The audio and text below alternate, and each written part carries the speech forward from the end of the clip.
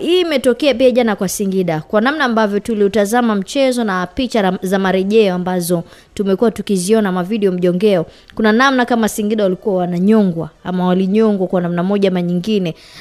Waamuzi wetu changamoto ni nini? Ama mimi naweza nikauliza ni hawalipwi vizuri ama ni tamaa tu za kwa binafsi, kwa sababu hatuna official kwamba wamepewa pesa ama mfanyaje, au ni mapenzi yao yanawafanya wanashindwa kufanya maamuzi sahihi. Jana nilizungumza kitu kimoja kwamba kuna muda waamuzi wetu wanachelewa kujijengea profile kwenye namna ambavyo wao wamekuwa wakitafsiri hizi sheria 17 za mchezo wa mpira miguu. Wanapaswa kuangalia ni namna gani ambavyo itakuwa funzo kwa wengine ambao wanawatazama kwa sheria 17 za mchezo wa mpira miguu, namna ambavyo wanazitafsiri bila kuangalia namna ya hizi timu kupata matokeo pengine kwa aina ya pressure ya matokeo ambayo hizi timu zinakuwa zinahitaji.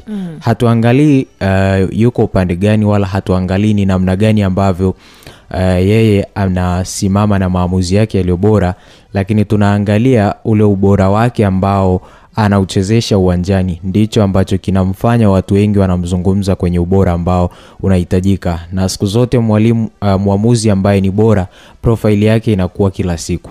Lakini ukiwa na makosa ambayo ni ya kujirudia kila siku, ni maamuzi ambayo watu wengine wanaweza kawa nayo na doubt, na pengine yasikupe profile ambayo unahitaji.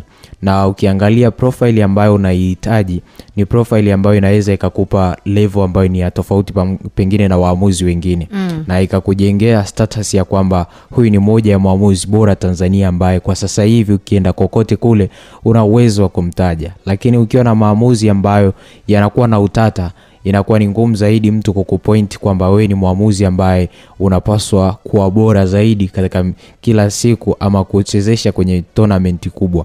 Hata pindi ambapo itakuja kupatikana jina la kupendekeza pengine kwa waamuzi ambao wanahitajika kuwa bora zaidi, ama pengine kupelekwa kwenye michuano mikubwa barani Afrika, kwenye tournament hizi kubwa, mfano CHAN ama AFCON ama michuano ya klabu bingwa ama kombe la shirikisho ama Super League, inaweza ikawa ni ngumu kwa sababu mtu anakuja kuangalia profile yako jinsi ambavyo ilivyo, inakuwa ni ngumu kuteuliwa. Na kuna hizo hatua lazima wateuliwe waamuzi ambao wanaamini status yao ni bora na wanaamini status ni nzuri kwa kila engo ambayo wao wako nayo. So tumi naamini waamuzi wetu bado kuna aina ya makosa ambayo wamekuwa wakiyafanya, sio kwenye hii michezo ya Simba na Yanga tu ambayo tunapata faida ya watu wengi kuitazama, na kuna maamuzi mengine tumekuwa tukiyaona.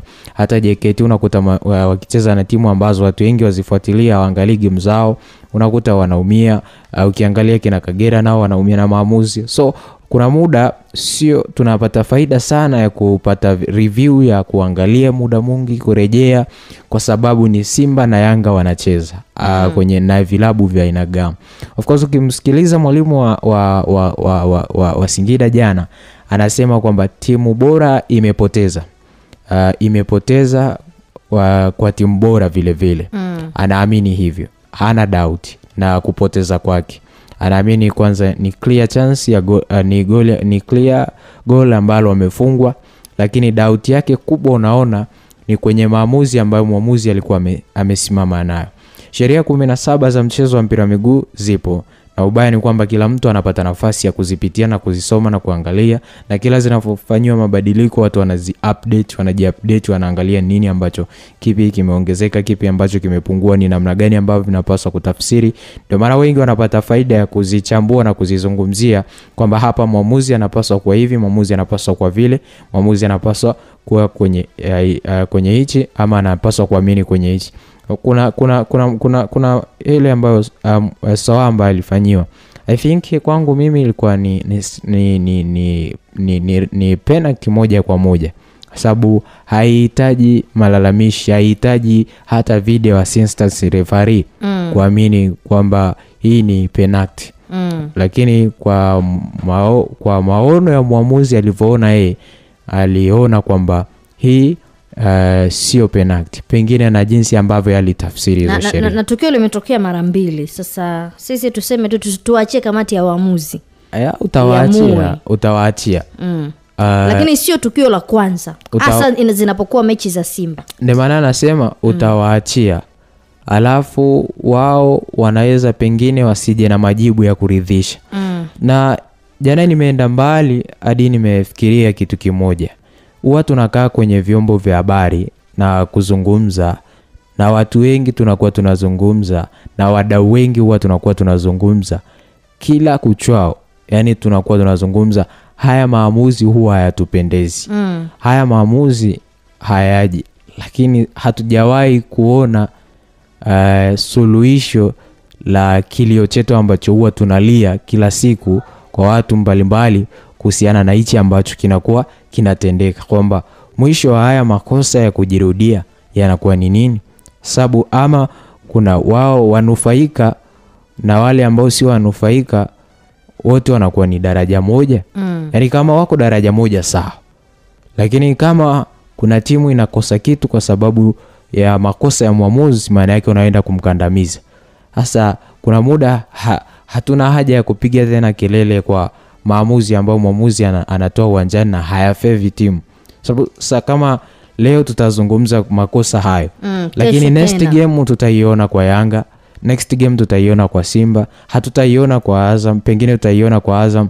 Haya ya kikosa haya kama yanajirudia sana, haya makosa pengine sasa yanaenda kuwa hayawi tena maamuzi bora kwetu sisi, bali yanakuwa ni maamuzi mabovu kwenye ligi yetu.